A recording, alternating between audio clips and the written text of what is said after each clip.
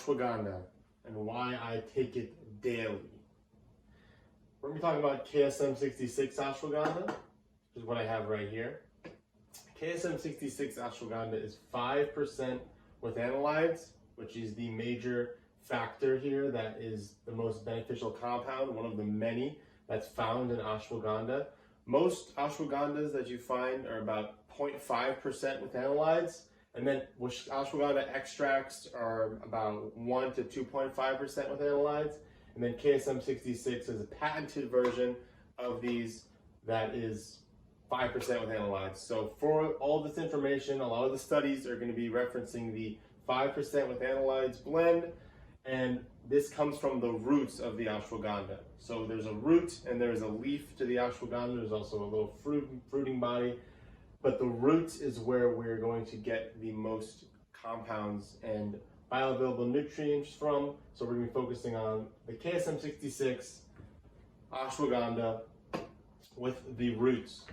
And this is why I take it every day. There's a myriad of reasons why you could be taking ashwagandha. Some people have seen an increase in testosterone levels. Some people have seen the ability to help with cortisol levels, to help with memory and focus. There's also a lot to do with thyroid, especially people with hypothyroidism. It increases your thyroid if you have an issue with low active thyroid. However, my focus today is going to be on the cognition benefits and the reason why I take ashwagandha personally, why I personally take ashwagandha every day. First reason I take it, to optimize my cortisol level. Now, we don't want sky high cortisol, which most people have, and we don't want our cortisol down there, tanked down as well, because cortisol is important. Cortisol is spiked every morning when you wake up, and it provides very valuable motivation and very valuable information within your body in order for yourself to get on with the day and get up and get moving. Your body releases cortisol.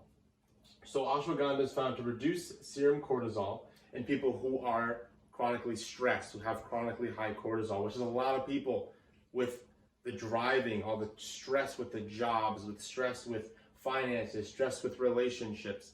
This causes constant cortisol. Now, sort of cortisol should be cyclical. It should be up and down and up and down. It shouldn't be constantly elevated like most people. They're always stressed out.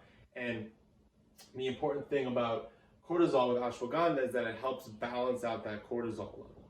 So you're not going to be high cortisol spiked all the time. You're going to be able to have that fluctuation between high and low cortisol. So that's a big importance for me. And it does this by increasing resistance towards your stress levels. And it also optimizes your luteinizing hormone secondhand from this cortisol level. There have been several human studies that have been double-blind placebo studies that have showed a reduce in serum cortisol and a reduce in people's cortisol questionnaires, different things in order to optimize your cortisol level. But that one is pretty important for the rest of these things to take place. Now, the anxiety and depression. Some people have found that there's a feeling of gratitude and presence. You feel very grateful and you feel a sense of presence and you're just in the moment and you're not worried about the future or worried about what's happened in the past. So the severe depression scores dropped a lot in one of the clinical studies, about 70% of a severe depression clinical score. It's a very noticeable effect when you have a high depression or a low depression. And one of the coolest things that I do this for is because that feeling of post-meditation is very important for the rest of my day. If I start my day with that feeling of zen and that ability to not take things too negatively and approach things with positivity and approach things with a strong mindset, I'm able to be more productive throughout the day and actually have a healthy relationship with work, with the stresses that I have in my life, because I view things as an observant and not always reacting to things instantly. Like most people want to react to that person in the car that cuts them off. They want to get angry, they want to get mad, they want to yell. There is a very valuable lesson in being able to be controlled under chaos, like a stoic man. When and how to take ashwagandha. I personally take 300 milligrams in the morning and that can fluctuate on people. I wouldn't recommend taking too much.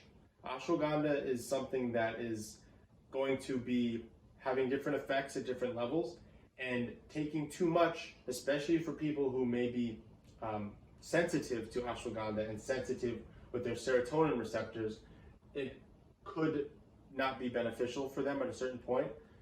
It's not going to be harmful, but it's definitely not going to be beneficial. So I would recommend taking a lower dose and starting out with a lower dose, and it takes a little bit to kick in. It takes notably a couple of weeks for people to start noticing the difference. Traditionally and Ayurvedically, ashwagandha is taken with milk. Now, ashwagandha is an Ayurvedic herb. It's one of the best and the most prominent herbs in the Ayurvedic practice. So when you take this with milk, it allows it to be most bioavailable, most absorbable.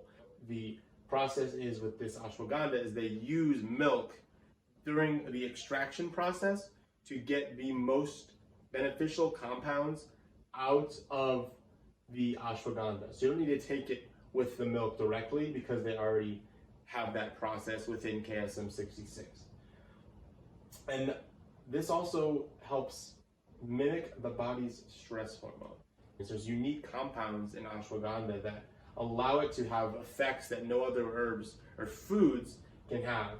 And one of these is being able to mimic the body's stress hormone, and that has the effect of being able to have an optimized stress level. Because as a man, stress is important. You need stress in order to get work done. You need stress in order to feel a sense of urgency, to protect your family, to want to defend yourself, to fight if you have to fight.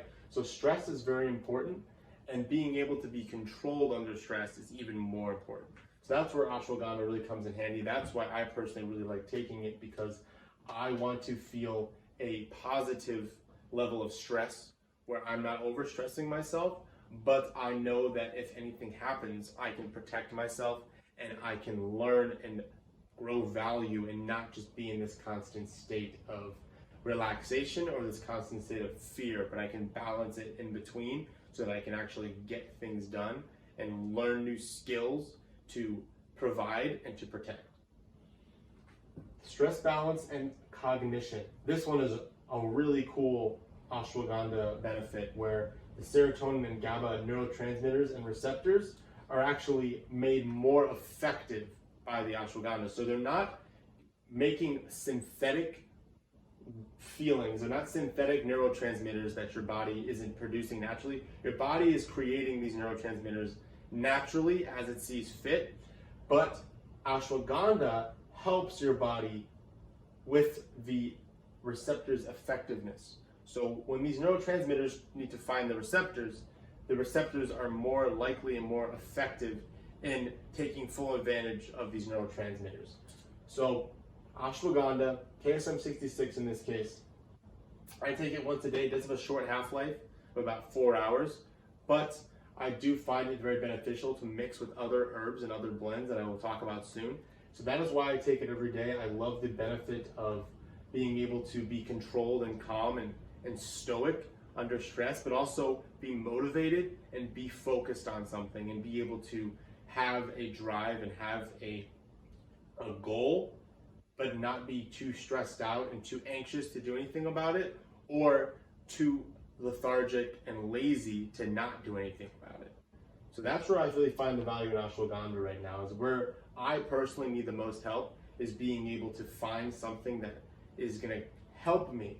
And I recommend someone who is in a situation where they are stressed and they are valuable and they're creating, to take ashwagandha. If you're sitting around all day wondering what to do, I wouldn't recommend as much taking ashwagandha. I would recommend taking something as more of a stimulant, something that gets you up and out and gets you going and gets your butt in gear, which you can blend things with ashwagandha in that case.